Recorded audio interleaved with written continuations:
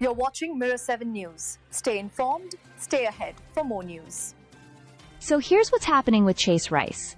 And it's a pretty big deal if you've followed his career. For the first time in 13 years, the country music star is stepping away from the touring life. He announced it himself on social media, telling fans that after his last 2 shows of the year, he's officially taking next year off. And honestly, after more than a decade of constant travel, late nights, and non-stop performing, a break sounds well-earned. Now, even though he's taking the year off, a few appearances are still on his 2026 calendar. Big festivals like Stagecoach in California and the Barefoot Country Festival in New Jersey are still locked in, so he won't be completely off stage. But the usual heavy touring schedule?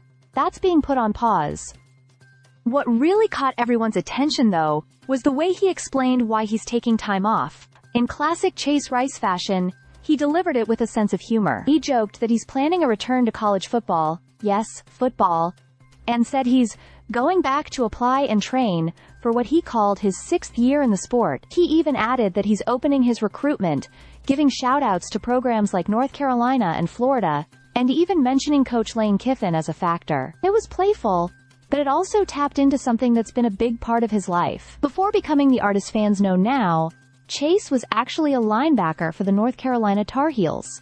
Football wasn't just an interest, it was his world. And even after his shift into country music, the sport has stayed close to his heart. He's talked openly about how much he loves the Tar Heels, and how deeply he connected with the program during his 5 years there. But his childhood roots run through Florida, where he grew up cheering for the Gators long before his college career began. So when he jokes about choosing between the two, it comes from a very real place of nostalgia. Of course, music became his next chapter, one that launched when he started writing with friends Tyler Hubbard and Brian Kelly of Florida Georgia Line. Together, they created Cruise, which completely reshaped the country pop landscape and helped propel him forward as an artist. Now, after years of recording, traveling, and performing, Chase is giving himself the space to step back, catch his breath, and maybe reconnect with the parts of his life that came long before the spotlight. Whether he'll actually suit up for college football again is clearly all in good fun,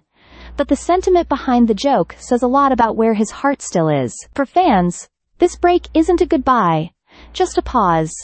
And if anything, it might set the stage for an even stronger comeback. Stay subscribed for more videos.